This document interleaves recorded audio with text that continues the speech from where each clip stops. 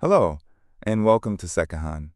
Today, President Trump cut a major U.S.-Korea military exercise in half to reach Kim Jong Un, while North Korea learns modern war on Ukraine's battlefields. Does that card still work? This story starts with a single social media post on August 17, 2026.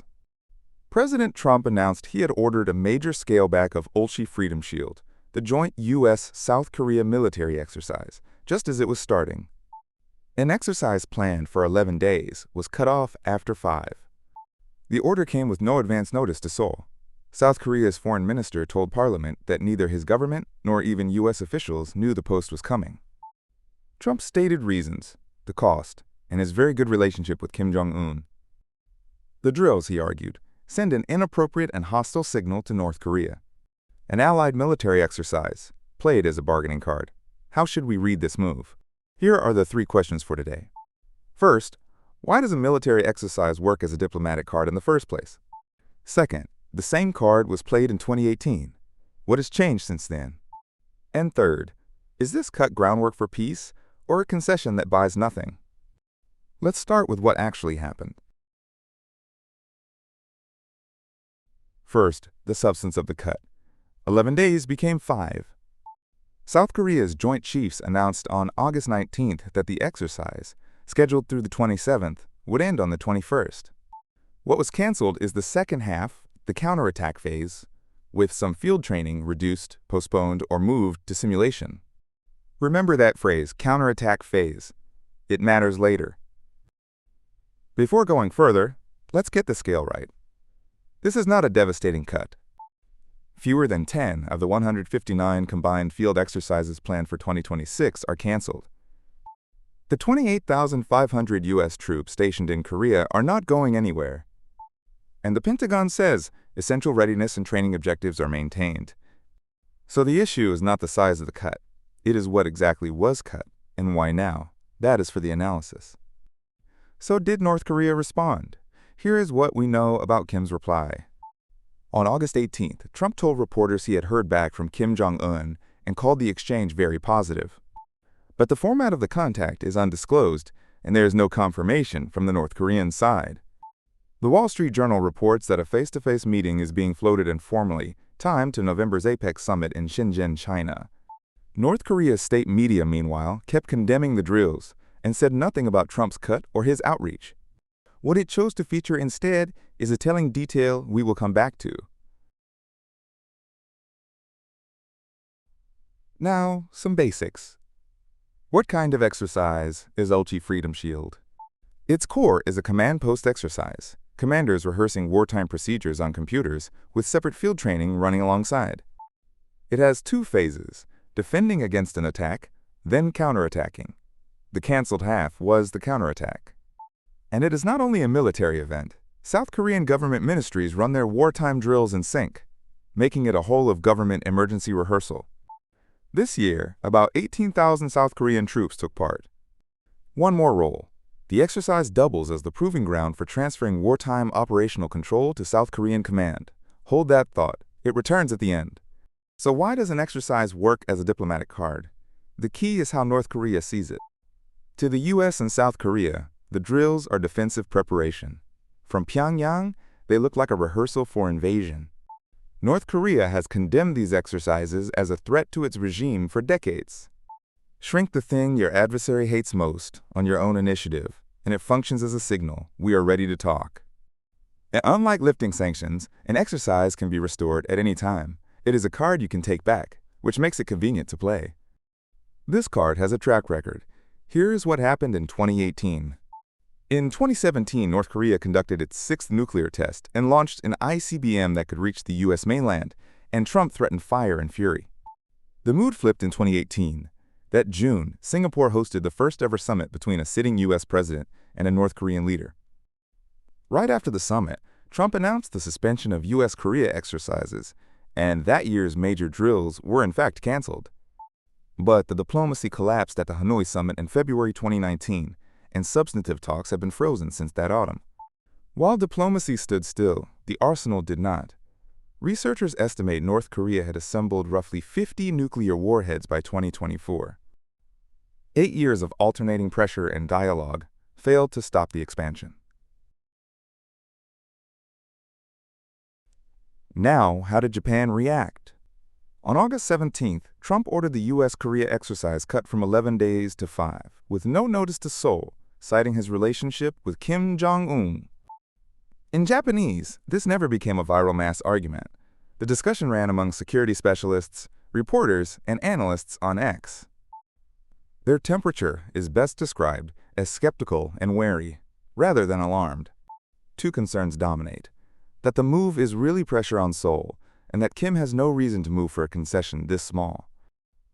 Notably, framings that welcome the cut as groundwork for peace are almost absent. These are posts on X, not Japanese public opinion. With that caveat, here are the sharpest reads. The most cited read came from a University of Tokyo professor of public policy. "I do not think Kim Jong Un will move just because the exercises were scaled back," he wrote. "Kim will hold out for a better offer." In other words, the opening bid is too small for a leader whose position has strengthened. And he added a warning about where this could lead. If Trump keeps conceding in order to make a visit to Pyongyang happen, Japan and South Korea will not be able to watch calmly. The worry is not this one cut, it is the pattern it might start. A security analyst at a Japanese think tank zeroed in on a strange detail of Trump's post. At the end of the post, Trump mentioned, prefacing it himself with, while somewhat unrelated, that South Korea had declined to join him on Iran's denuclearization. The analyst read, "A person adds a line to the same post precisely because it is not unrelated." The drill cut, in this view, is pressure aimed at Seoul. A U.S.-based Japanese columnist added a scene from the Oval Office. When a CNN reporter asked whether the cut was deference to Kim, Trump shut the question down, and CNN filed a formal protest. Beyond the specialists, conservative aggregator accounts consumed the story as South Korea being abandoned, while liberal accounts focused on Trump's conduct toward the press. Posts connecting the decision to Japan's own defense debate were hard to find, a gap we will fill in the analysis. Now the analysis. Trump's post is built to work on 3 audiences at once. To Pyongyang, it is a peace signal, shrinking the thing North Korea hates most, to show the door to a summit is open. To Seoul, it is pressure. The same post complains that South Korea refused to join him on Iran, and Seoul has yet to detail the $350 billion of U.S. investment it pledged in last year's trade deal. A prominent Korea watcher in Washington called it killing 2 birds with 1 stone. Frustration with Seoul and a desire to meet Kim folded into one decision. And at home, the cut itself feeds the image of a president who does not do wars. One caveat: the floated summit window is mid-November's APEC after the November 3rd midterms. A pre-election victory lap does not fit the calendar. On to the second question: why the same card is worth less than in 2018. The Kim Jong Un of 2018 felt sanctions pain and isolation. He had reasons to deal with Washington. Today, cooperation with Russia brings in cash, combat experience, and technology, giving Pyongyang room to shrug off sanctions pressure. The price tag has changed too. The Kim who reaffirmed denuclearization in 2018 declared this February that his nuclear arsenal is completely and absolutely irreversible. His new opening position: if America respects North Korea as a nuclear power, there is no reason we cannot get along. The entry fee moved from negotiating denuclearization to accepting the arsenal. Even the sequence is reversed. In 2018, the drills were canceled after diplomacy was moving. This time, the card was played first, with no summit agreed. And there was a telling moment. The day after Trump's order, North Korean state media gave its front page not to his overture, but to a letter from Russia's foreign minister, praising North Korean troops for fighting in the war. An editorial choice that shows which way Pyongyang is currently facing. And here is the most ironic fact in this story: what exactly was cut? This year's exercise was designed around countering drones, GPS jamming, and cyber attack. Those are precisely the domains North Korean troops are learning on Ukraine's battlefields. The UN command says the exercise was built to incorporate those lessons. South Korea's National Intelligence Service estimates more than 10,000 North Korean troops have deployed to Russia's Kursk region, with about 6,000 casualties. At enormous cost, the analysis goes, those units are bringing home modern combat tactics and drone warfare experience. There are reports that the ballistic missiles North Korea supplied to Russia improved their accuracy from kilometers off target to roughly 100 meters. And, in return, the U.S. Forces Korea commander testified, Russian technology applicable to space, nuclear, and missile programs is flowing back to Pyongyang. To be fair, the case for the cut is not mere wishful thinking. Most training continues through the year in distributed programs, and the force posture is unchanged. So if the diplomacy fails, the loss is limited. Unlike sanctions relief, an exercise can be restored whenever needed. The card comes back. And deepening dependence on Russia is itself a constraint on Pyongyang. Keeping an American door open shows Kim an alternative and stops his dependence from being locked onto Moscow alone. Still, the shape of the moment remains. While the adversary learns in real combat, the alliance trains less. Which specific drills were cut has not been disclosed. So this is a concern, not a confirmed loss, but the direction runs backwards. Finally, what this means for Japan, the question those Japanese posts left unasked. The key is where the range line falls. With the arsenal declared irreversible, a full denuclearization deal looks out of reach. What is conceivable is a freeze, a halt to nuclear tests and ICBM launches, traded for partial sanctions relief. To be clear, nothing about the substance of any talks has been reported. This is scenario, not news. The catch for Japan.